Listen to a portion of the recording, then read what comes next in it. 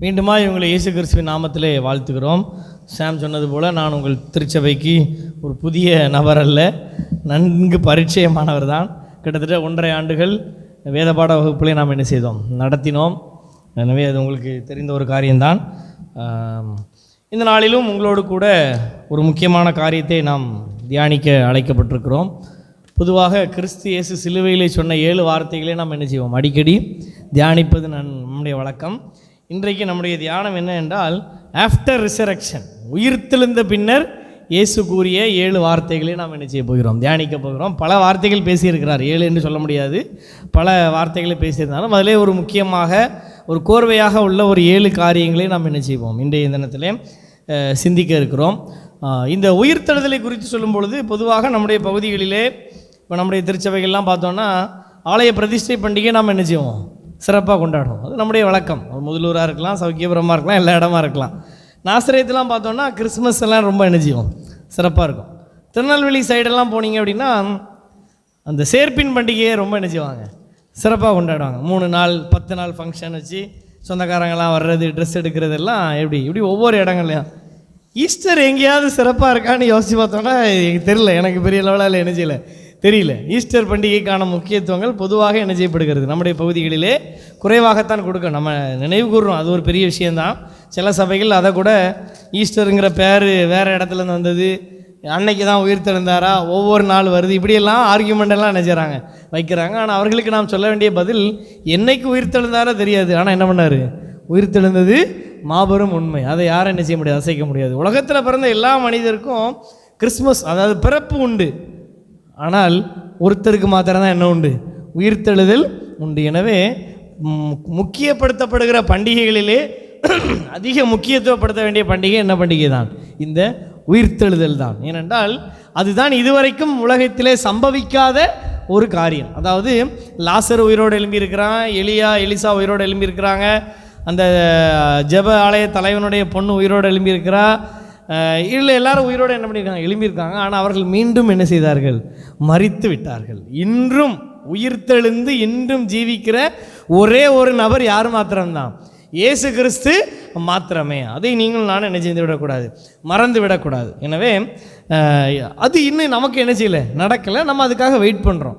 ஆனால் பிறப்பு என்பது அப்படி இல்லை, எல்லா மனிதருக்கும் என்ன உண்டு, பிறப்பு. எனவே இந்த பிறப்பை விட அதிக முக்கியப்படுத்த வேண்டிய ஒரு காரியம் இந்த உயிர்த்தெழுதல். எனவே தான் இயேசு கிறிஸ்து உயிர்த்தெழுந்த பின்னர் அவருடைய சொன்ன வார்த்தைகளை இன்றைக்கு நாம் என்ன செய்ய போகிறோம், தியானிக்க போகிறோம். முதலாவது அறிமுகத்துக்கு பவுல் ஒரு காரியத்தை அங்கே சொல்லுகிறதை நாம் பார்க்க முடியும். பிலிப்பியருக்கு எழுதின நிருபம்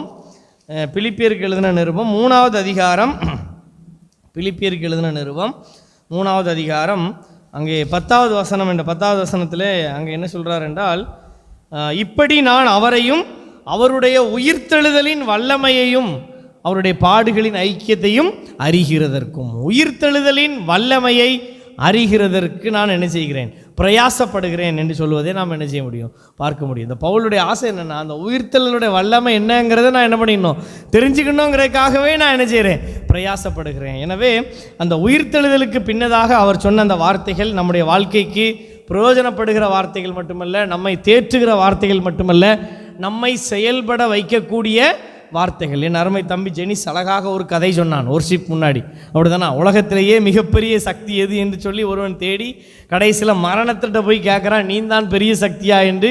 அது சொல்லுகிறது, என்னையே ஜெயித்த ஒருத்தர் என்ன செய்கிறார், இருக்கிறார். எனவே இந்த உலகத்திலே வாழும் அத்தனை பேரையும் விட ஒரு மேன்மையான காரியம் என்னென்னால், உயிர்த்தெழுந்த ஆண்டவராகிய இயேசு கிறிஸ்து என்பதை மறந்துவிடக்கூடாது. இதைத்தான் டாக்டர் சர்வபள்ளி ராதாகிருஷ்ணன் என்று சொல்லப்படுகிற இந்தியாவின் 2வது குடியரசுத் தலைவர் ஒரு காரியம் சொன்னார். என்ன சொன்னார் என்றால், குரு என்று அழைக்கப்படுவதற்கு தகுதி வாய்ந்த ஒருத்தர் உண்டானால் அது இயேசு கிறிஸ்து மாத்திரமே என்று சொன்னதோடு அல்லாமல், இயேசு கிறிஸ்து உயிர்த்தெழுந்ததற்கு ஆதாரம் திருச்சபையே என்று சொல்லி அவர் என்ன செய்தார்.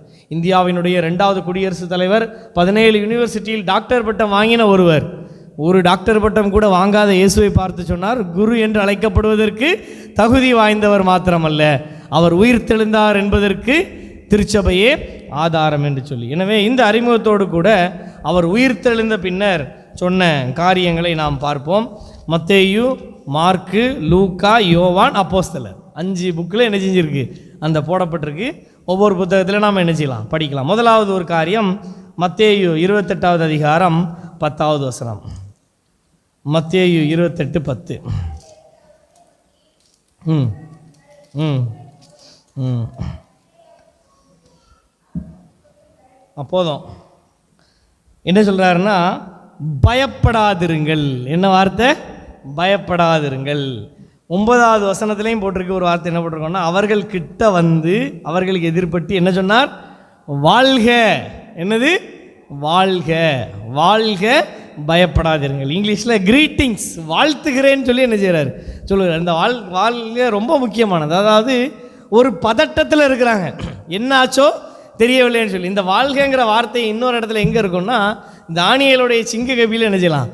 பார்க்கலாம். சிங்க கபியில் போட்டாச்சு, ஆனாலும் அவனுக்கு ஒரு பதட்டம். யாருக்கு? தானியேலுக்கு இல்லை, ராஜாவுக்கு. பதறி போய் அதில் போட்டிருக்கு துயர சத்தமாய் அப்படின்னு போட்டிருக்கோம். பதறி போய் தானியேலே ஜீவனுள்ள தேவனுடைய தாசனேன்னு கூடும்போது அந்த டென்ஷனை தணிக்கிறதுக்கு முதல்ல ஆண்டவர் அவன் தானியேல் என்ன சொல்கிறான்?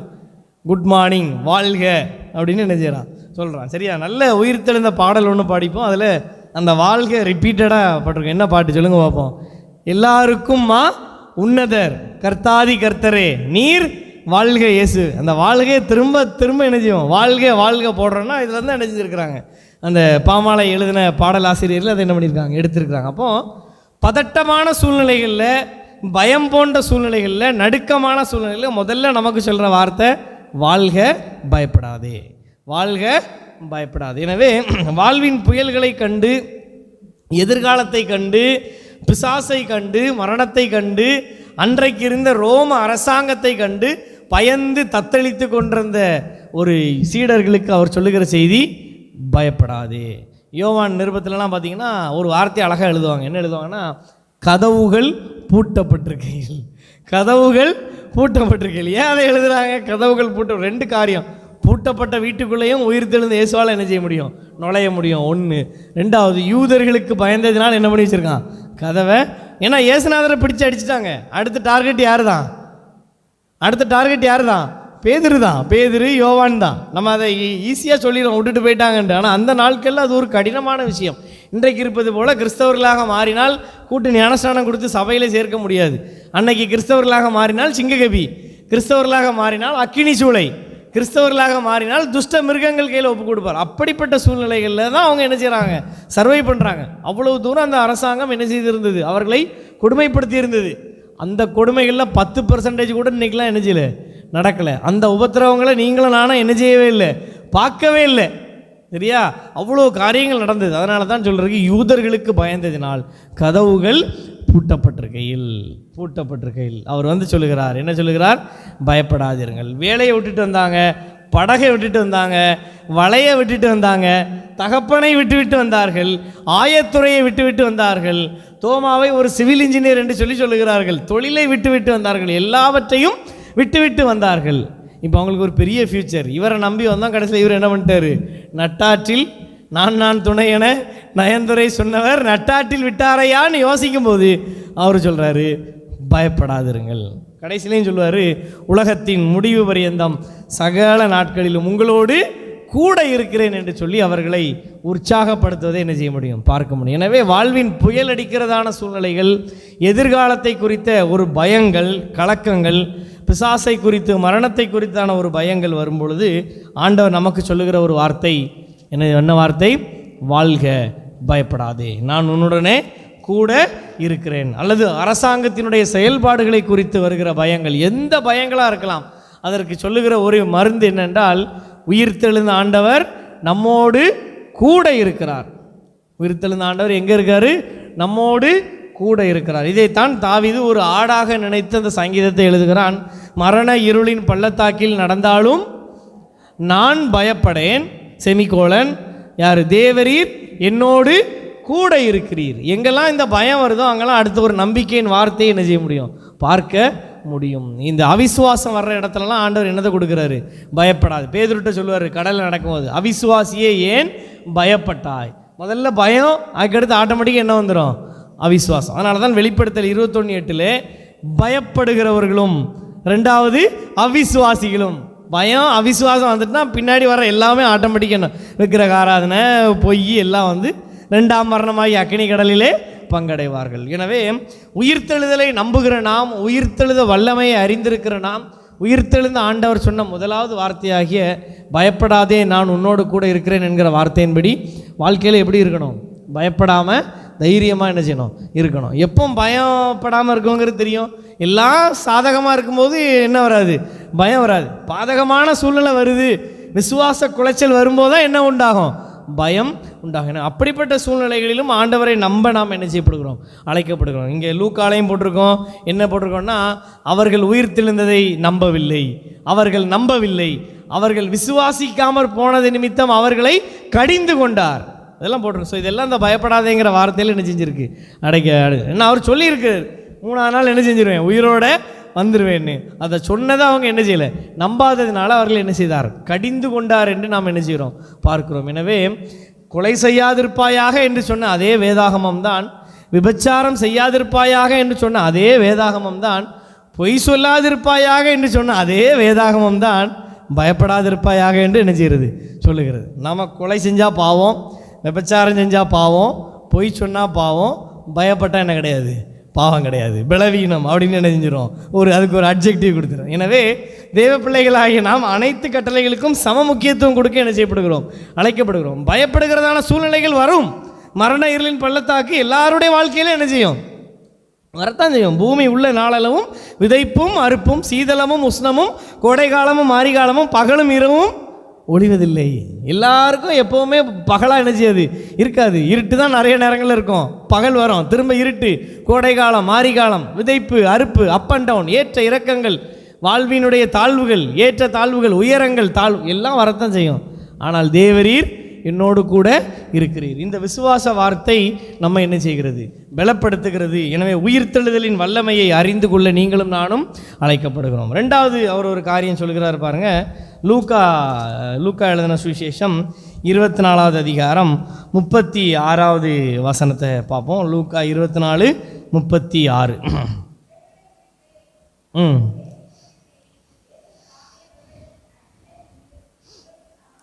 சமாதானம் என்றார். யோவான் 20 19 21. யோவான் 20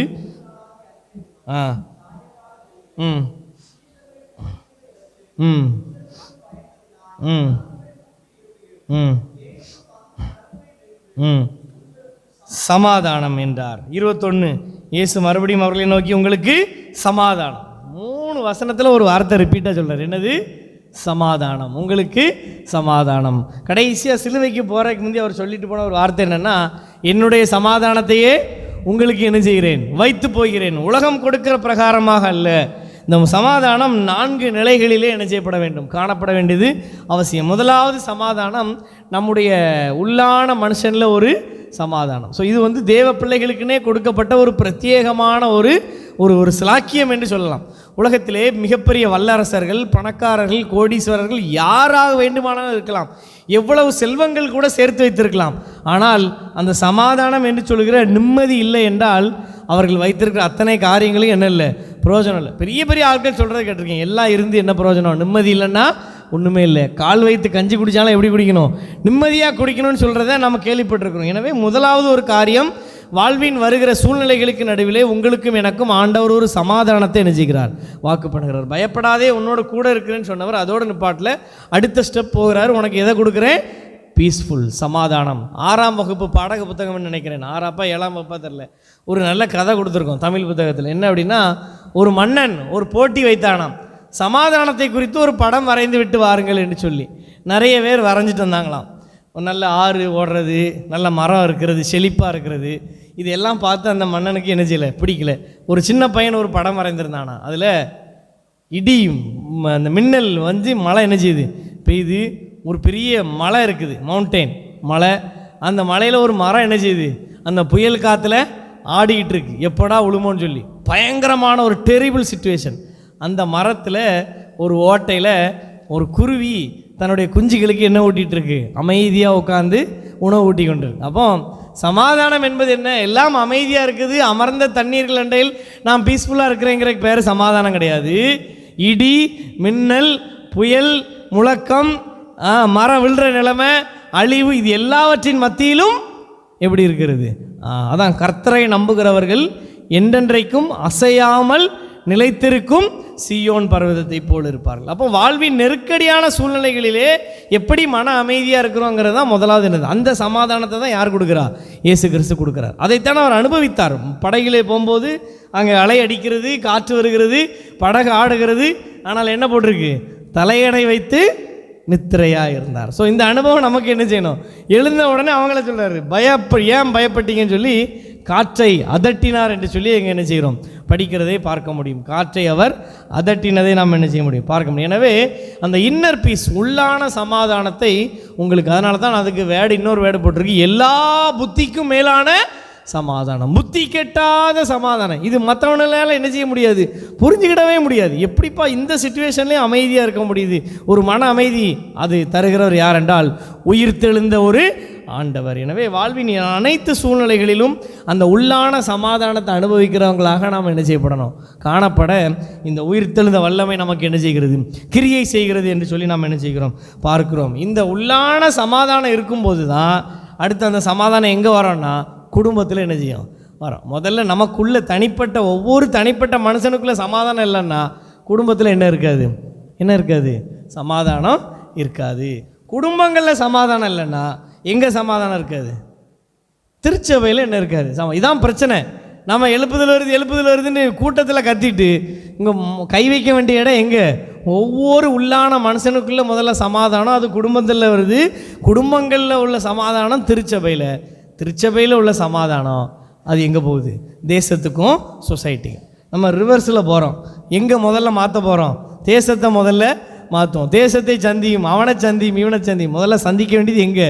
நம்முடைய உள்ளான மனுஷன். அப்போ தான் குடும்பங்கள் என்ன இருக்கும்? சமாதானம் இருக்கும். ஒரு 5 பேர் இருக்கிற ஃபேமிலியில் ஒருத்தனுக்குள்ளே சமாதானம் இல்லைன்னா அது கண்டிப்பாக என்ன செய்யும்? ஒட்டுமொத்த குடும்பத்தையும் என்ன செய்யும்? பாதிக்கும். குடும்பங்களில் சமாதானம் என்ன வரும்? திருச்சபையில் என்ன வராது? சமாதானம். பல ஆண்டுகளாக நாம் என்ன செய்கிறோம்? ஜெபிக்கிறோம், சமாதானத்தை தாரும் சமாதானம். ஆனால் என்ன வரல? சமாதானம். காரணம் என்னென்னா முதல்ல உள்ளான மனுஷன்ட்ட என்ன இல்லை? சமாதானம் இல்லை. எனவே ஆண்டவர் சமாதானத்தின் தேவன். அவர் பீஸ்ஃபுல்லாக என்ன செய்கிறவர்? அனுப்புகிறவர். எனவே இந்த காரியத்தை நாம் என்ன செய்யணும்? வாஞ்சிக்க வேண்டியது அவசியமாக இருக்கிறது. தனி மனிதனுக்குள்ளே, குடும்பங்களில், திருச்சபைகளில் ஒரு நாளும் ஒருத்தர்டையும் பெர்சனல் பகை என்ன செய்யாதீங்க? வைக்கவே வைக்காதீங்க. நல்லா தெரிஞ்சுடுங்க. திரும்ப நான் வலியுறுத்துகிறேன். ஒரு நாளும் ஒருத்தர்டையும் பெர்சனல் பகை என்ன செய்யக்கூடாது? உங்களுக்கு புரியும்படியாக சில காரியங்களை நான் சொல்கிறேன், உங்களுக்கு நல்லா புரியணுங்கிறக்கான். சரியா? கொள்கைகள், கருத்துக்கள் என்ன செய்யலாம்? மாறுபடலாம். ஆனால் தனிப்பட்ட அன்பு என்ன செய்யக்கூடாது? மாறுபடக்கூடாது. என்னுடைய அலுவலகத்திலே வேறு அலுவலகத்தில் பணிபுரியும் ஒரு நபருக்கும் எனக்கும் வாட்ஸ்அப்பில் ஒரு வாக்குவாதம். அவர் கொள்கை வேறு, அவர் சார்ந்திருக்கிற இயக்கம் வேறு, நம்முடைய கொள்கை வேறு, நம்ம காரியம் வேறு. அதனால் வாட்ஸ்அப்பில் ஒரு ஆர்கியூமெண்ட்டு, கொஞ்சம் காரசாரமான ஆர்கியூமெண்ட், விவாதம். ஆனால் அதே நபர் நேரில் வரும்போது, நாங்கள் ஆஃபீஸில் யூனியன் விஷயமாக போகும்போது அந்த நபர் தான் நான் கார் ஓட்டும் போது எங்கே உட்காந்துருந்தார்? என் ஃப்ரெண்ட் சீட்டில் உட்காந்துருந்தார். ஒன்றா சாப்பிட்டோம், ஒன்றா ட்ராவல் பண்ணோம், ஒன்றா என்ன செஞ்சோம்? சந்தோஷமாக இருந்தோம். கொள்கை வேறு, கோட்பாடு வேறு, கருத்து வேறு, அன்பு ஒன்றே. இந்த கான்செப்டுக்கு என்னைக்கு திருச்சபைகள் வருதோ அன்றைக்கி திருச்சபையில் என்ன உண்டாகும்? பெரிய ரிவைவல் உண்டாகும். நமக்கு வேதனையான காரியம் என்னென்னா, ஒரே கொள்கை, ஒரே தேவன், ஒரே பிதா, ஒரே ஆவி, ஒரே கர்த்தர், ஒரே ஞானஸ்நானம், ஒரே விசுவாசம், ஒரே நம்பிக்கை. ஆனால் வேறு இருதயம், சண்டை. புரியுதா? புரியலையோ? நம்ம சபையை சொல்லலை, ஒட்டுமொத்த திருச்சபையிலும் சேர்த்து தான் நான் நினைக்கிறேன் சொல்கிறேன். கோவை வடக்கு தொகுதியில் போட்டியிடுகிற பாரதிய ஜனதா கட்சியினுடைய வேட்பாளர் திருமதி அவங்க யார்? வானதி சீனிவாசன் அவர்கள் உடல்நலை குறைவால் மருத்துவமனையில் அனுமதிக்கப்படும் பொழுது தமிழ்நாடு முதலமைச்சர் என்ன பண்ணார்? ஃபோன் பண்ணி விசாரித்து சீக்கிரத்தில் நீங்கள் என்ன செய்யணும்? குணமடையணும்னு சொல்லி என்ன செய்தார்? வாழ்த்துனதை டிவிலையும் நியூஸ் பேப்பரில் என்ன செய்தோம்? படித்தோம். 1000 மடங்கு திருச்சபை அரசியல்வாதிகளை விட மேலானவர்கள் தேச அரசியல்வாதிகள் என்பதை சொல்வதற்கு நான் வெட்கப்படவே மாட்டேன். அடித்து ஒரு எக்ஸாம்பிள், இன்னும் பல வீடியோக்கள் நான் என்ன செய்ய முடியும்? காட்ட முடியும். பார்லிமெண்ட்டில் சண்டை போடுவாங்க, ஆப்போசிட்டில் நின்று கருத்து மோதல். வெளியே வந்து பார்த்தீங்கன்னா ஒன்று அவங்க உட்காந்து என்ன செய்வாங்க? டீ குடிப்பாங்க. ஆனால் நம்முடைய திருச்சபையில் அப்படி இல்லை. எலெக்ஷனில் தோற்றா கல்யாணத்துக்கு என்ன செய்ய மாட்டோம்? கார்டு கொடுக்க மாட்டோம். செத்தாலும் என்ன செய்ய மாட்டோம்? போக மாட்டோம். அவங்கக்கிட்ட இருக்கிறது வெறுமனே கொள்கை வேறுபாடு தான். அவங்க யாரும் தனிப்பட்ட பகை யாருக்குமே என்ன செய்யாது? கிடையாது. எல்லாம் போய் பாருங்கள், யூடியூப்பில் ஏகப்பட்ட வீடியோ கிடக்கும். முந்தா நாள் கூட நம்முடைய பிரதமர், மாண்புமிகு பிரதமர் அவர்களும் எதிர்க்கட்சி தலைவர் அவர்களும் என்ன பண்ணாங்க, சிரித்து பேசி கொண்டிருந்ததை என்ன செய்தோம், யூடியூப்ல எல்லாம் பார்த்தோம். உள்ள அவங்க ஆர்கியூமெண்ட் பண்ணுவாங்க. கருத்து தான் மோதல், வார்த்தை மோதல், கருத்து மோதல், கோட்பாடுகள் தான் மோதலை ஒழிய இருதயத்தில் என்ன கிடையாது, பகை கிடையாது. இந்த கான்செப்டுக்கு முதல்ல என்ன செய்யுங்க, வாங்க. ஒரு நாளும் ஒருத்தரையும் பர்சனலாக பகை வைக்கவே மாட்டேன். சமாதானத்தின் வாய்க்காலாக நான் என்ன செய்வேன், விளங்குவேன். இது விளங்குனாதான் திருச்சபையில் என்ன செய்யும். நீங்கள் நல்லா யோசிச்சு பாருங்க, நான் சொல்கிறது 100% கரெக்டு. நான் சேலஞ்சு அரசியல் தலைவர்கிட்ட இருந்து அவங்கள குறை சொல்லியே காலத்தை ஓட்டிட்டோமோ இல்லையா, அவங்ககிட்ட இருந்து நல்ல விஷயங்களை ஒரு நாளும் என்ன செஞ்சதில்லை, நாம் பார்த்ததில்லை. யாரும் எந்த கட்சி தலைவர்களும் ஒருத்தர் கொள்கை ரீதியாக விமர்சிப்பாங்களே ஒழிய தனிப்பட்ட முறையில் அவன் அழிஞ்சு போட்டுன்னு சொல்லி யாரும் என்ன செய்யறதில்ல, நினைக்கிறதில்ல. ஒரு எதிர்கட்சியினுடைய எம்எல்ஏ வேட்பாளர் ஆஸ்பத்திரியில் இருக்கும்போதும் ஒரு முதலமைச்சர் என்ன செய்கிறார், ஃபோன் பண்ணி நிறைய பேர் பாராட்டினாங்க, ஒரு மனிதநேயமிக்க முதல்வர் அப்படின்னு சொல்லிட்டு. அது மாத்திரம் இல்லாமல் ஆளுநருக்கும் முதல்வருக்கும் அவ்வளவு வாக்குவாதங்கள் சட்டசபையில் இல்லாமல் எழுப்பி போனார். பழைய ஆளுநர் அவர் மாறுதலாகி போகும்போது ஆஸ் அ சீஃப் மினிஸ்டர், ஒரு முதலமைச்சராக அவர் என்ன செய்யணுமோ அதை நேரிலே போய் சந்தித்து அவரை என்ன செய்துவிட்டு வந்தார், வழி அனுப்பி விட்டு வைத்து வந்தார். பல உதாரணங்களை நான் சொல்ல முடியல. ஏன் சொல்கிறேன்னா, கொள்கை கோட்பாடு தான் வேறே ஒழிய இருதயத்தில் உள்ள அன்பு என்ன செய்யாது, மாறாது. எனக்கு இம்மானுவேலாம் பார்த்தீங்கன்னா நாங்கள் ஆர்கியூ பண்ணாத விஷயங்களே என்ன செய்யாது, இருக்காது. 10ல் 8 விஷயங்கள் எங்கள் ரெண்டுக்கும் என்ன தான் இருக்கும், கான்ட்ரடிக்ஷன் இருக்கும். நான் ஒரு கோட்பாடு சொன்னால் நான் அவன் சொல்லுவான், சாமுக்கும் எனக்கும் அவ்வளோ வித்தியாசங்கள் இருக்கும். ஆனால் ஒருபோதும் நாங்கள் பர்சனல் அன்பை அதற்காக என்ன செய்தது கிடையாது, பாதித்ததே கிடையாது. ஸோ ஐ சேலஞ்ச் யூ, எல்லா திருச்சபைகளுக்கும் நான் சொல்லுகிற சவால், ஒருபோதும் ஒருவரையும் பர்சனலாக என்ன செய்யாதீங்க, பகைக்காங்க. இப்போ நான் அதுதான் சொல்லுவேன், எந்த நாளும் சரி, யாருக்கும் ஓட்டு போடுறோம், சப்போர்ட் பண்ணுறோம், அதெல்லாம் ரெண்டாவது விஷயம். ஆனால் யாரையும் தனிப்பட்ட முறையில் பகை என்கிற ஒரு காரியம் என்ன செய்யக்கூடாது, வரவே. ஏனென்றால் பகையை சிலுவையிலே கொன்று போட்டார். லேலுயா. இரு திறத்தாரையும் சமாதானமாக்கி பகையை சிலுவையிலே கொன்று போட்டார்.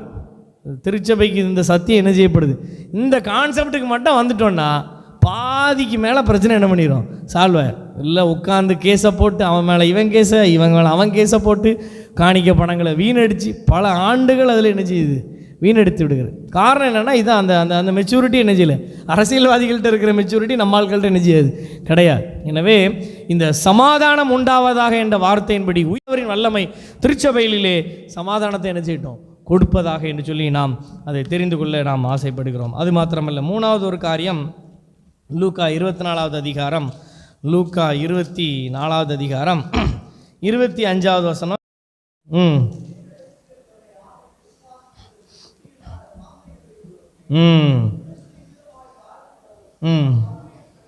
வேண்டியதில்லையா, போதும். புத்தி இல்லாத மந்த இருதயம் உள்ளவர்களே, கிறிஸ்து இவ்விதமாய் பாடுபடவும் என்று சொல்லி இருக்கவில்லையா? அங்கே 44வது வசனத்தில் பார்த்தீங்க அப்படின்னா, மோசேயின் நியாயப்பிரமாணத்திலும் தீர்க்கதரிசிகளின் ஆகமங்களிலும் சங்கீதங்களிலும் என்னை குறித்து எழுதியிருக்கிறவைகள் இவைகளே, எழுதியிருக்கிறவைகளை நீங்கள் வாசிக்கவில்லையா? இந்த வார்த்தையை இந்த உயிர்த்தெழுந்த பின்னர் மாத்திரமல்ல, அடிக்கடி இயேசுநாதர் தன்னுடைய பிரசங்கத்தில் சொல்கிறத பார்க்கணும்.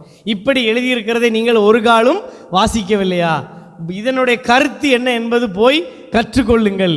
இதனுடைய அர்த்தம் என்ன, இதை நீங்கள் வாசிக்கவில்லையா? இது எழுதியிருக்கிறதே, வாசிக்கவில்லையா, அர்த்தம் என்ன?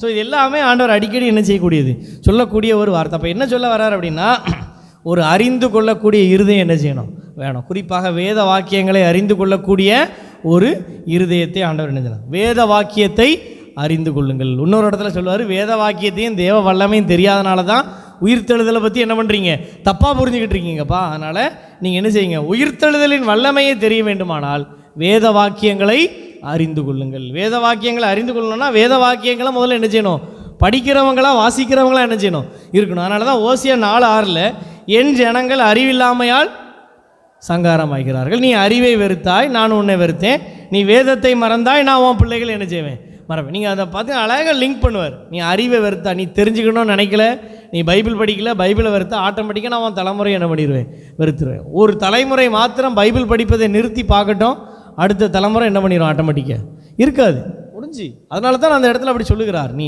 வேதத்தை மறந்தா உன் பிள்ளைகளை மறந்து விடுவேன். அப்போ மறந்துடுவாரா, ஞாபகம் மறதி அப்படி கிடையாது. அடுத்த தலைமுறை என்ன செய்யாது, கிறிஸ்துவுக்குள்ளே வளராது என்று சொல்லி அது அர்த்தம். எனவே தான் மிஷினரிகள் வந்து முதலாவதாக பள்ளிக்கூடங்களை என்ன செய்தார்கள், கட்டினார்கள். பாடம் படிக்க வாசிக்க தெரிஞ்சாதான் பைபிள் என்ன செய்வான், வாசிப்பான். ஏனென்றால் 10 கட்டளைகளை அந்த கற்பலகையிலே சொந்த கையால் எழுதினது யாரு? ஆண்டவர். தமிழில் ஒரு பழமொழி சொல்லுவாங்க, எழுத்து அறிவித்தவன் இறைவன். அது எங்கேருந்து எடுத்தாங்க? எந்த கடவுள் கற்பலகைகளை எழுதி கொடுத்தாரு? ஒரே ஒரு ஆண்டவர் தான், நம்முடைய ஆண்டவர் தான் கற்பலகைகள் என்ன பண்ணார்? எழுதினார். அதனால தான் அந்த பழமொழி, எழுத்து அறிவித்தவன் இறைவன். எனவே நம்முடைய அழைப்பு என்ன என்றால், வேத வாக்கியங்களையும் தேவனையும் அறிந்து கொள்ள என்ன செய்யப்படுகிறோம்? அழைக்கப்படுகிறோம். பிள்ளைகளை அடுத்த தலைமுறை என்ன செய்யுங்க? நல்லா ஒரு நாலேஜபிள் பர்சனா, ஒரு நல்ல ஒரு படிப்பாளியா, ஒரு அறிவாளியா, ஒரு புத்தகங்கள் வாசிக்கிறவனா, குறிப்பாக வேதத்தை படிக்கிறவர்களாக மாற்ற வேண்டியது நம்முடைய கடமை. 2 கொரிந்தியர் 4:4 போடப்பட்டிருக்கோம். இந்த சுவிசேஷ ஒளி அந்த ஜனங்களுக்குள்ளே பிரகாசிக்காதபடி அவர்களுடைய கண்களை இந்த பிரபஞ்சத்தின் தேவனானவன் குருடாக்கினான். அறியாமை என்பது ஒரு இருள், அது சாத்தானின் ஆயுதம். நல்லா தெரிஞ்சிடுங்க. அறிவீனம், அறியாமை, முட்டாள்தனமானதெல்லாம் அது சாத்தானுடைய ஆயுதங்கள். அறிந்து கொள்ள வேண்டும், அறிவு, ஞானம், வேத வாசிப்பு, ஸோ இதெல்லாம் யாருடைய காரியங்கள்? ஆண்டவருடைய காரியங்கள். எனவே முழு வேதாகமும் நம்முடைய கையில் என்ன பண்ணியிருக்கிறது? கொடுக்கப்பட்டிருக்கிறது. உயிர்த்தெழுந்த வல்லமையினாலே பழைய ஏற்பாடு மாத்திரமல்ல, பழைய ஏற்பாடு, புதிய ஏற்பாடுங்கிற ஒரு புதிய உடன்படிக்கையின் மூலம் முழு வேதாகமத்தையும் நம்முடைய தாய்மொழியில் ஆண்டவர் என்ன பண்ணியிருக்கிறார்? எழுதி தந்திருக்கிறார். எனவே வேதத்தை வாசித்து தியானித்து அதனுடைய கட்டளைகளுக்கு கீழ்ப்படிந்து நடக்க இந்த உயிர்த்தெழுந்த ஆண்டவர் நமக்கு என்ன விடுகிறார்? ஒரு அறைகோல் விடுகிறார் என்பதை மறந்து விடாதீர்கள். இந்த ஞானம் எங்கேருந்து வரோம்னா, எங்கேருந்து தான் வரோம்? இந்த வேதத்தில் தான் என்ன கிடைக்கும்? ஒருவேளை அறிவு கூட என்ன செய்யலாம்? பல புத்தகங்களை படித்து அறிவை பெருக்கிக்கலாம். ஆனால் ஞானம்னு கிடைக்கிறது எங்கேருந்து தான் கிடைக்கும்? இந்த சத்திய வேதத்திலிருந்து. எனவே எல்லாவற்றுக்கும் மேலாக முதலிடம் வேதத்திற்கு கொடுப்போம். வேதம் வாசிக்க வைப்போம். மே மாத விடுமுறை பிள்ளைகளை, பேர பிள்ளைகளை பைபிள் வாசிக்க என்ன செய்யுங்க? என்கரேஜ் பண்ணுங்கள். இந்த 1.5 மாதம் லீவில் ஒரு பழைய ஏற்பாடு வாசித்து முடித்தா உனக்கு ஒரு நல்ல கிஃப்ட் வாங்கி தரேன்னு சொல்லி என்ன செய்யுங்க? என்கரேஜ் பண்ணுங்கள். நான்லாம் எங்கள் யூத்துக்கு என்ன பண்ணுறேன்னா 3 விசுவாச பிரமாணம் படிக்க வச்சுருக்கேன். டெஸ்ட்டு: அதனாசியஸ் விசுவாச பிரமாணம், நிசேயா விசுவாச பிரமாணம், அப்போஸ்தல விசுவாச பிரமாணம். இன்றைக்கி நைட்டு முதல் டெஸ்ட்டு அப்போஸ்தல விசுவாச பிரமாணம். 2 வாரம் கழித்து நிசேயா விசுவாச பிரமாணம். மே கடைசி வாரம் அதனாசியஸ் விசுவாச பிரமாணம். 3 விசுவாச பிரமாணம் டெஸ்ட்டு. அடுத்து 2 வாரத்துக்கு ஒருக்கா மேக்ஸ் டெஸ்ட்டு லீவில் நான் கொடுத்துருக்க அசைன்மெண்ட்டு. அடுத்து இன்றைக்கி நைட்டு இன்னொன்று புதுசாக இம்ப்ளிமெண்ட் பண்ண போகிறேன். 10 மிஷினரி பயோகிராஃபி அல்லது ஒரு 5 மிஷினரி பயோகிராஃபி. 5 வாரத்துக்கு ஆளுக்கு ஒரு மிஷினரி பயோகிராஃபி என்ன செய்யணும்? ஒரு வாரத்துக்கு ஒரு மிஷினரி பயோகிராஃபி பிடிச்சி மே மாதம் அந்த மிஷினரி பயோகிராஃபிலேருந்து டெஸ்ட்டு இந்த லீவில். நான் இந்த 9th 10th 11th இந்த ஸ்கூல் பிள்ளைகளுக்கு நான் கொடுத்துருக்குற அசைன்மெண்ட் இதுதான். அப்போ மிஷினரி பயோகிராஃபி படிக்கான், பைபிள் படிக்கிறான், விசுவாச பிரமாணம் படிக்கான், அவன் பாடத்துக்கு தேவையான மேக்ஸு பசில்ஸ் என்ன செய்ய போகிறான்? விடுகதை மாதிரி உட்காந்து சால்வ் பண்ண போகிறான். ஸோ அந்த நான் இந்த 1.5 மாதம் இந்த கேமில் உட்காந்து நேரம் போக்குறதுக்கு என்ன இருக்காது? டைம் இருக்காது. அப்படி தான் சொல்லி என்ன பண்ணி வச்சுருக்கேன்? நம்ம யூத்தை என்கரேஜ் பண்ணி வச்சுருக்கேன். எனவே இப்படிப்பட்ட காரியங்களில் நேரங்களை என்ன செய்யுங்க? இன்வெஸ்ட் பண்ணுறதுக்கு இளைஞர்களுக்கும் அடுத்த தலைமுறைக்கும் நாம் என்ன செய்யணும்? சொல்லிக் கொடுக்கணும். கிட்டத்தட்ட இதெல்லாம் ஒரு 50-70 வருடங்கள் நாம் என்ன செஞ்சிட்டோம்? பின்தங்கி விட்டோம் சில விஷயங்களில். அதனால தான் ஸ்கூலுக்கு போனால் பாடம் படித்தா அது பிசாசுடைய வேலை, பைபிள் படித்தா ஆண்டோடைய வேலைன்ட்டு என்ன பண்ணி வச்சுருக்கோம்? பிரித்து வச்சுருக்கோம். வலது கையில் பைபிள் என்றால் இடது கையிலே பாட புத்தகங்களும் நியூஸ் பேப்பர்களும் கண்டிப்பாக நம்முடைய கரங்களில் என்ன செய்ய வேண்டும்? இருக்க வேண்டும். ஏனென்றால் அறிந்து கொள்ளாத மந்த இருதயம் உள்ளவர்களே என்று சொல்லி அங்கே அவர் என்ன செய்கிறார்? கண்டிப்பதை பார்க்க முடியும். சீலோவிலே கோபுரம் விழுந்து எத்தனை பேரை கொண்டு போடுச்சு? 18 பேரை கொன்றதே என்று சொல்லி துல்லியமாக கணக்கு சொல்லுகிறார். சுமார் 20 பேரை கொன்றதேன்னு அவர் என்ன செய்யலை? சொல்லலை. ஏறத்தாழ 15ன்னு என்ன செய்யலை? சொல்லலை. ஜீசஸ் கிரைஸ்ட் தெளிவாக சொல்லுகிறார், சீலோவிலே கோபுரம் விழுந்து எத்தனை? 18. நம்மளாக தான் என்ன எழுதியிருப்போம்? அநேகரை கொண்டதேன்னு எழுதியிருப்போம், அல்லது சிலரை கொண்டதே. அவர் என்ன சொல்கிறாரு? நம்பரை சொல்லுகிறார். 18 பேரை கொன்றதே. அன்றைய ஹெட் நியூஸ் என்னங்கிறது அவருக்கு தெளிவாக என்ன பண்ணியிருக்கு? யாருக்கு தெரிஞ்சிருக்கு? இயேசு கிறிஸ்துவுக்கு தெரிஞ்சிருக்கு. எனவே ஒரு அறிவுள்ள பிள்ளைகளாக வேதத்தை நேசித்து வேதத்தை வாசித்து பிள்ளைகளையும் அந்த வேத அறிவுக்குள் நடத்துகிறவர்களாக வாழ இந்த உயிர்த்தெழுந்த ஆண்டவர் நம்ம என்ன செய்கிறார்? அழைக்கிறார். 4வது ஒரு காரியம், யோவான் 20:17 வசனம். யோவான் 20வது அதிகாரம் 17வது வசனம்.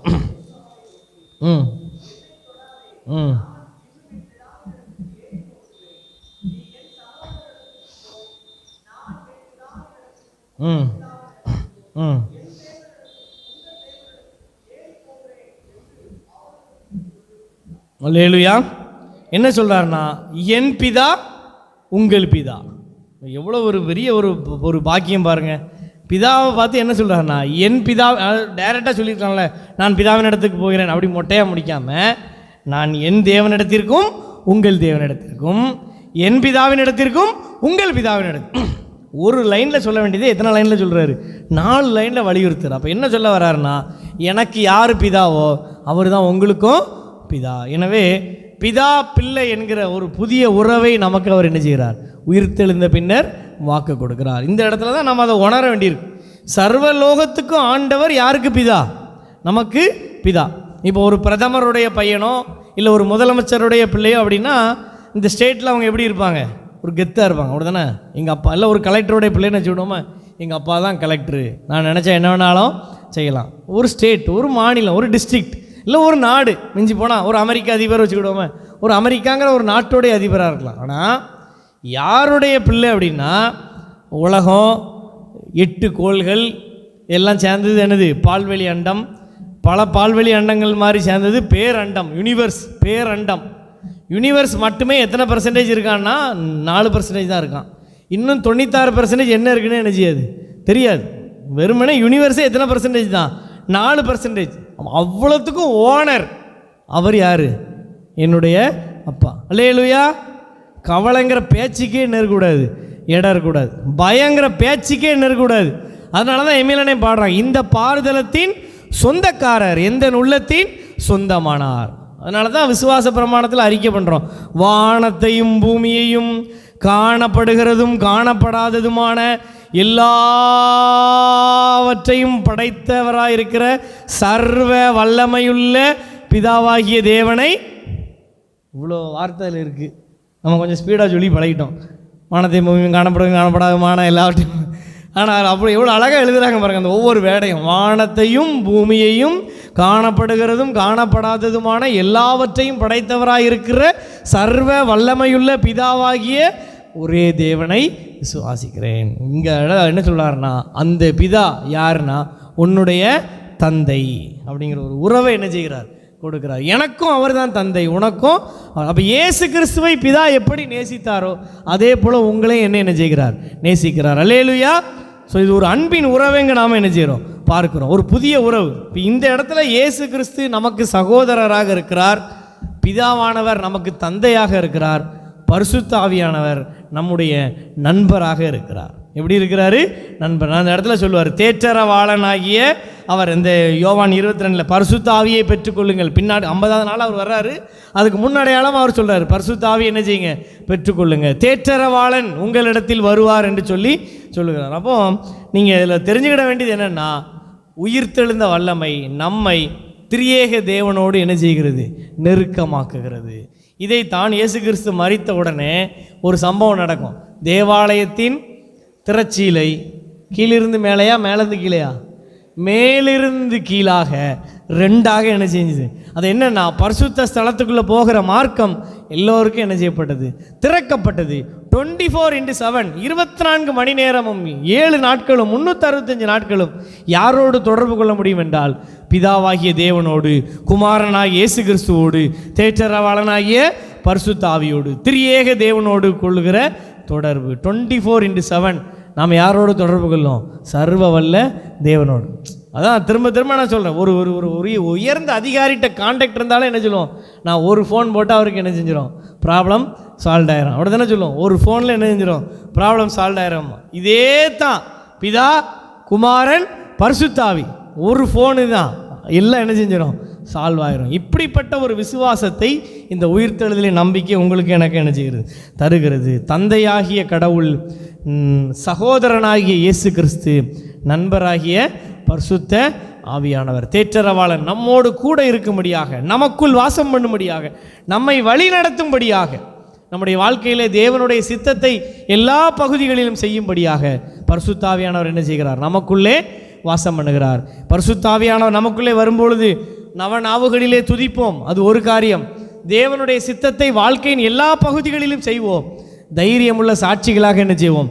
ஜீவிப்போம் என்பதை நாம் மறந்துவிடக்கூடாது. 5வது ஒரு காரியம், யோவான் 21, யோவான் 21வது அதிகாரம் 3 வசனத்தில் வரும். யோவான் 21, 15, 16, 14, 17 என்ன சொல்லுவார் அப்படின்னா, யோனாவின் குமாரனாகிய சீமோனே, இவர்களிலும் அதிகமாக என்னிடத்தில் அன்பாயிருக்கிறாயா? 16 யோனாவின் நீ என்னிடத்தில் அன்பாயிருக்கிறாயா? நீ என்னை நேசிக்கிறாயா? Do you love me? Do you love me?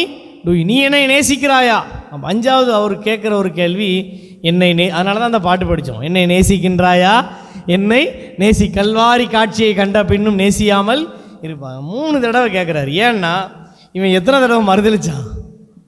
3 தடவை மறுதளிச்சான். என்ன பிரச்சனைன்னா அந்த இடத்துல அவன் மறுதளிக்கும் போது அவர் சொல்லுவார், நீ இப்படி மறுதளிப்பான்னு சொல்லி. அப்போ என்ன சொல்லியிருக்கணும்? தெரியல ஆண்டவரே, உமக்கு தான் தெரியும்னு சொல்லியிருக்கணும். இவன் என்ன சொல்கிறான்?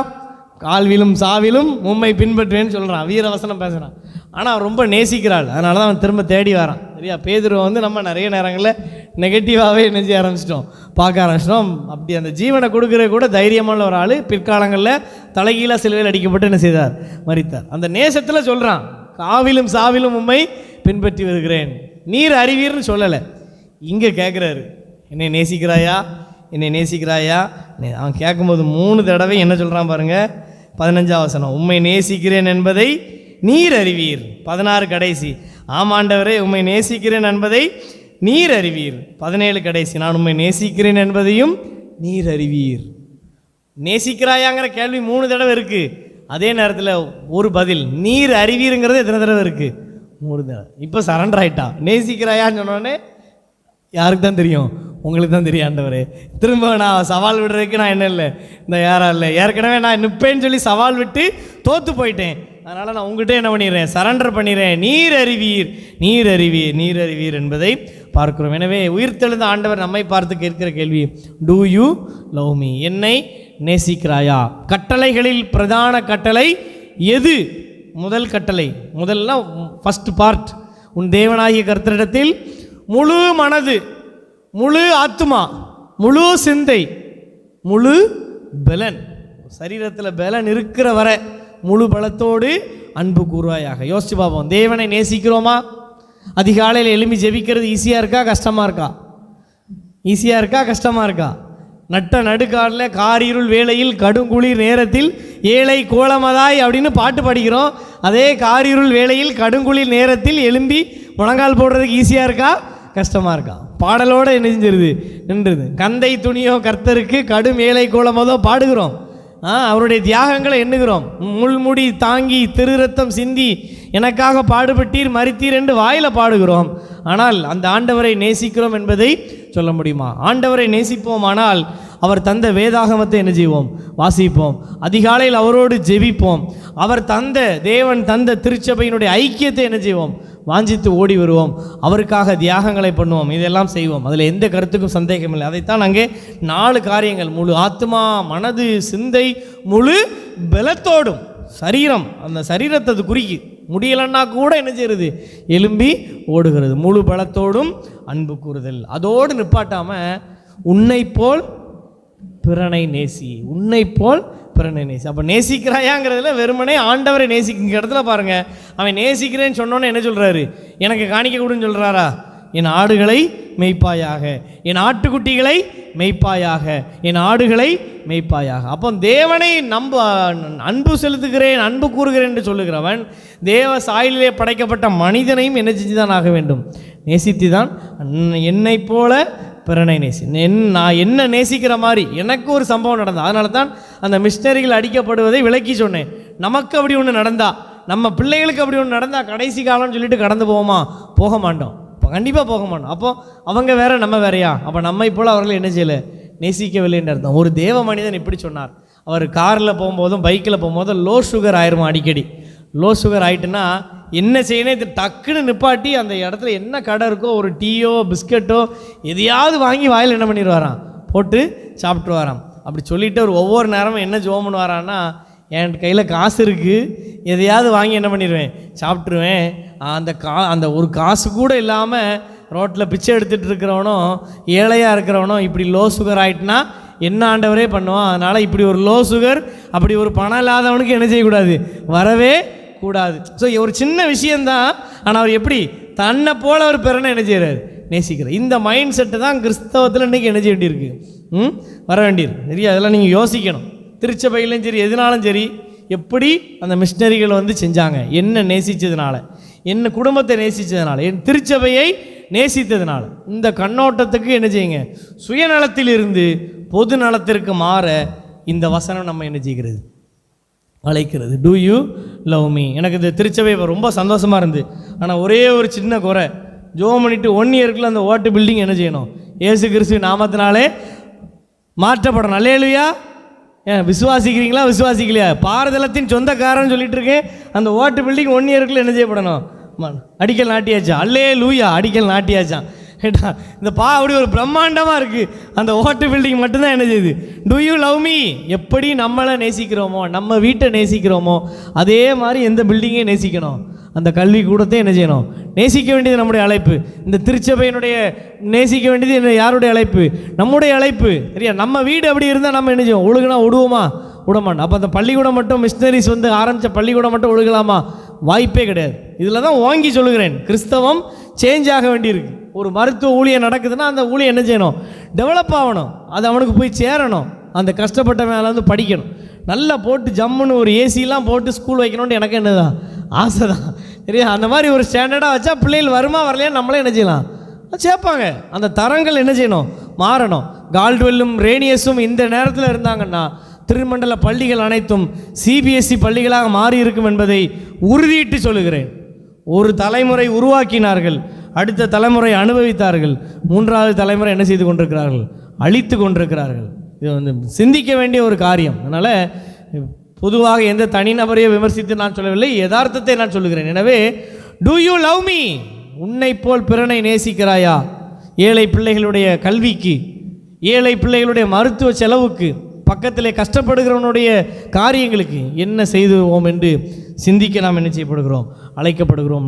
நம்முடைய திருச்சபை என்று சொல்லவில்லை, அனைத்து இடங்களிலும் இதுதான் என்னது பிரச்சனை. நம்மை போல பிறனை நேசிக்கிறதுக்கு மைண்ட் என்ன செய்யலை, வர்றதில்லை. அதனால தான் அது யாருக்கோ நடக்குது என்று சொல்லி என்ன செய்கிறோம், தள்ளிவிட்டு செல்கிறோம். 6வது ஒரு காரியம் 3-4 புக்கில் இருக்குது, வாசிக்க வேண்டாம், நான் சொல்லி முடிக்கிறேன். மத்தேயு 28:18-20, மார்க் 16:15, லூக்கா 24:47, யோவான் 20:21. என்ன சொல்லுகிறான் என்றால், உலகமெங்கும் புறப்பட்டு போங்கள்.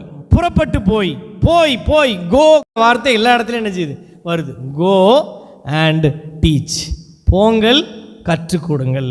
6வது அவர் சொல்லுகிற காரியம் என்னென்னா, போங்க, போய் என்ன செய்யுங்க, டீச் பண்ணுங்க.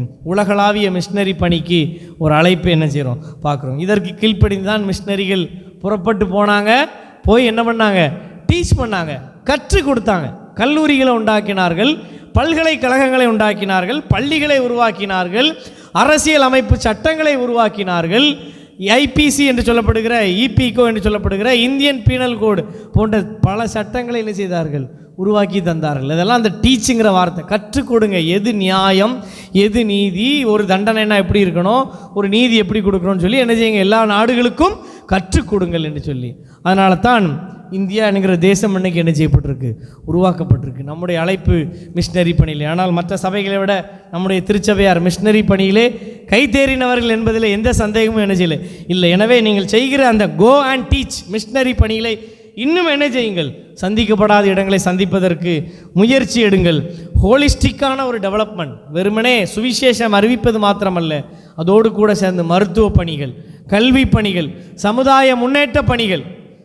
விதவையாக இருந்தவளை எரித்த சதி என்கிற பழக்கத்தை ஒழித்தார்கள்.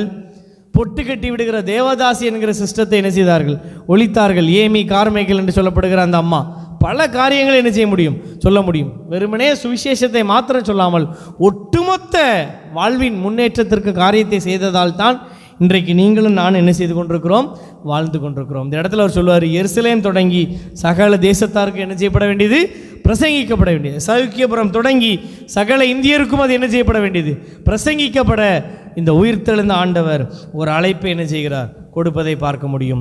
7வதும் கடைசியுமாக யோவான் 21:22, 6 காரியங்கள் என்னெல்லாம் சொன்னேன். முதல்ல, பயப்படாதே, உன்னோடு கூட இருக்கிறேன். 2வது, உங்களுக்கு சமாதானம் உண்டாவதாக. 3வது, வேத வாக்கியங்களை அறிந்து கொள்ளுங்கள். 4வது, தந்தை பிள்ளை என்கிற ஒரு புதிய உறவு. 5வது, என்னை நேசிக்கிறாயா. 6வது, கோ அண்ட் டீச், புறப்பட்டு போய் கற்றுக் கொடுங்கள். 7வது ஒரு காரியத்தை பார்த்து முடிப்போம். இங்கே இடத்துல என்ன சொல்கிறாருன்னா, 21, 22 நான் வருமளவும் இவன் இருக்க சித்தமானால் உனக்கென்ன, நீ என்னை பின்பற்றி வா. அடுத்தது அப்போஸ்தலர் 1:7 பிதாவானவர் தம்முடைய ஆதீனத்திலே வைத்திருக்கிற காலங்களையும் வேலைகளையும் அறிவது உங்களுக்கு அடுத்ததல்ல. ரெண்டாவது கடைசி என்ன சொல்கிறாருன்னா, அன்டில் ஐ கம், நான் வருமளவும். உயிர்த்தெழுந்து பரத்துக்கேறி ஆண்டவர் என்ன செய்வார்? திரும்ப வருவார். அந்த தூதன் சொல்லுவான், எப்படி எடுத்துக்கொள்ளப்பட்டாரோ அப்படியே திரும்ப வருவார். அப்போ ரெண்டாவது மீண்டும் அவர் வருவார் என்கிற ஒரு நம்பிக்கையின் செய்தி. நாமும் என்ன செய்வோம்? உயிர்த்தெழுவோம் என்கிற ஒரு, எனவே வருகைக்கு ஆயத்தப்படுகிற பிள்ளைகளாக மாற ஆண்டவர் நம்மை அழைக்கிறார். இந்த வருகைன்னு சொல்லும்போதே நம்ம மைண்டில் வர்றது என்ன தெரியுமா? ஈரானில் போர் வந்துட்டு சிப்பு கண்டுபிடிச்சிட்டாங்க, சிப்பு பொருத்த போகிறாங்க, அந்தி கிறிஸ்து வந்துடுவான். எனக்கு ஒரு பெரிய டவுட்டு, அந்தி கிறிஸ்து 2ஆம் முறை வருவானா கிறிஸ்து வருவானான்னு என்ன இருந்துருது, டவுட் ஆயிடுது. 2ஆம் வருகைன்னு சொன்ன உடனே நம்ம மைண்டில் வர்றதெல்லாம் யார் தான்? அந்தி கிறிஸ்து, சிப்பு.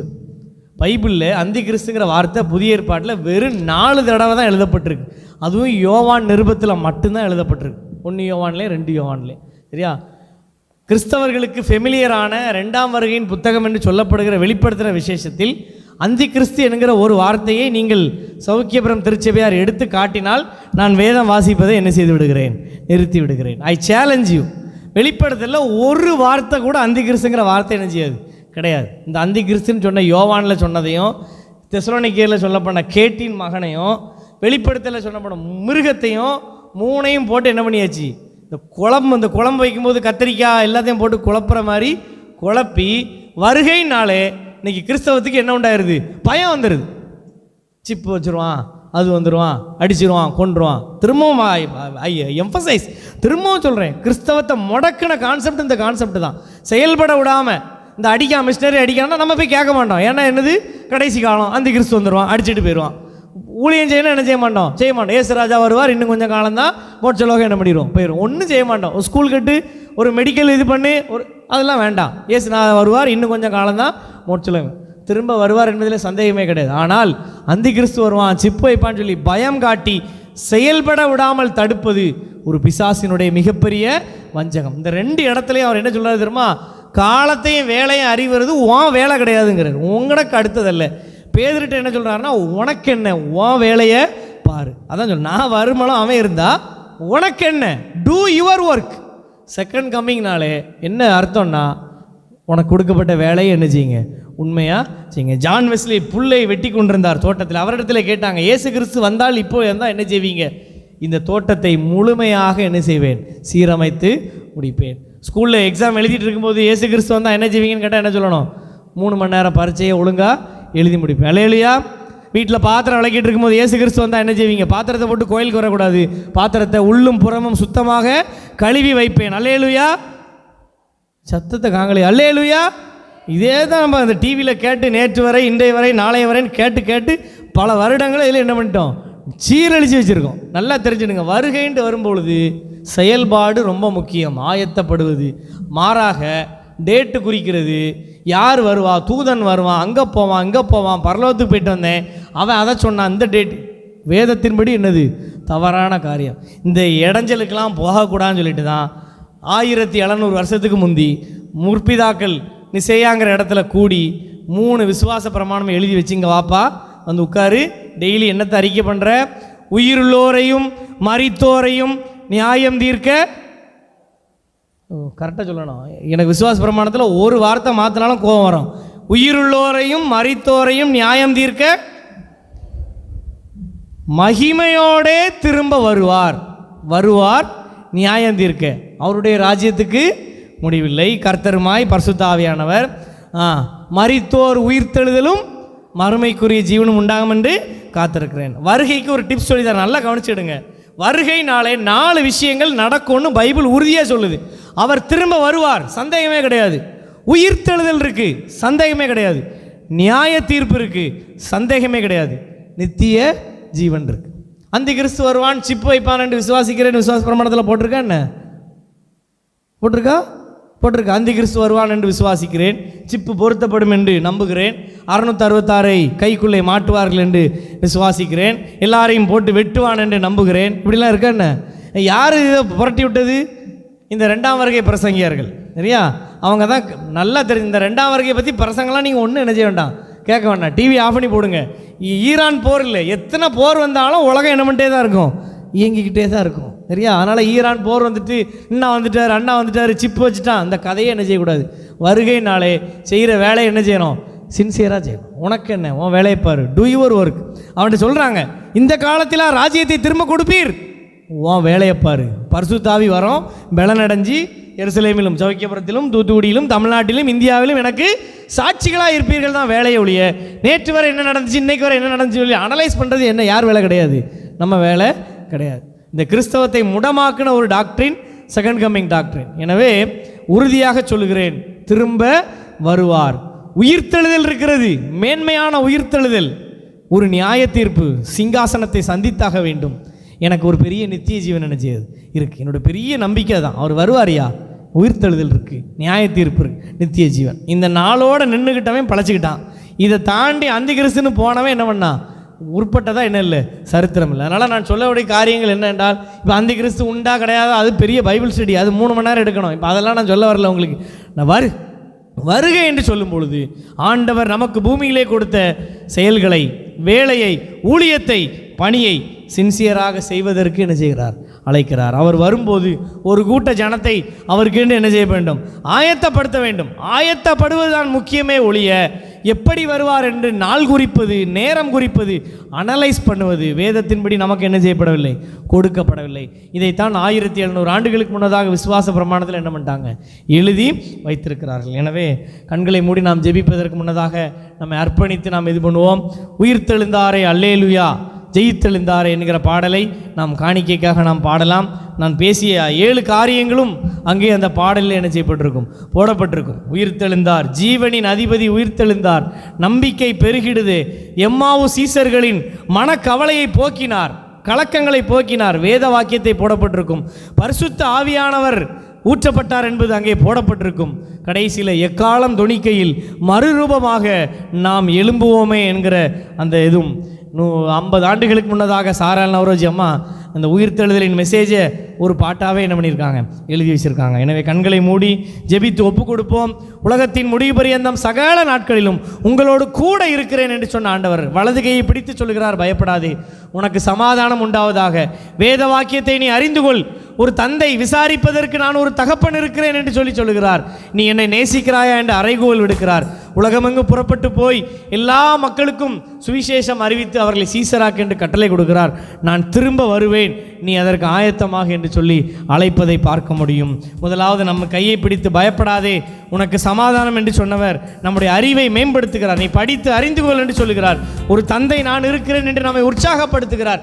நீ என்னை நேசிக்கிறாயா என்று நம்மிடத்தில் அவர் கேட்கிறார், எதிர்பார்க்கிறார். நீ நேசித்தாயானால் எல்லா ஜானங்களுக்கும் நீ புறப்பட்டு போய் சொல்லு என்று சொல்லுகிறார். கடைசியில் நான் வருவேன் என்று ஒரு வாக்கோடு முடிக்கிறார். எப்படி நம்முடைய வாழ்வின் ஆரம்பத்தில் இருந்து வாழ்வின் இறுதி வரை ஒரு நம்பிக்கையின் வார்த்தையை இந்த உயிர்த்தெழுதலின் செய்தி நமக்கு தருகிறது என்பதை ஆண்டவர் நமக்கு உணர்த்தி இருக்கிறார். கண்களை மூடி அர்ப்பணித்து ஒப்புக் கொடுப்போம். எங்கள் மகாபரிய தேவனே, இந்த வேலைக்காக நன்றி செலுத்துகிறோம். உங்களுடைய வார்த்தைகள் மூலமாக எங்களோடு பேசியிருக்கிறீர். அதன்படி கீழ்ப்படிய உயிர்த்தெழுதலின் வல்லமையை அனுபவிக்கிறவர்களாக, பிறருக்கு அதை அறிவிக்கிறவர்களாக எங்களை மாற்றும்படியாக ஜெபிக்கிறோம். எங்களையும் எங்கள் குடும்பத்தையும் கரத்துக்களை ஒப்புக் கொடுக்கிறோம். இயேசுவின் நாமத்தில் பிதாவே.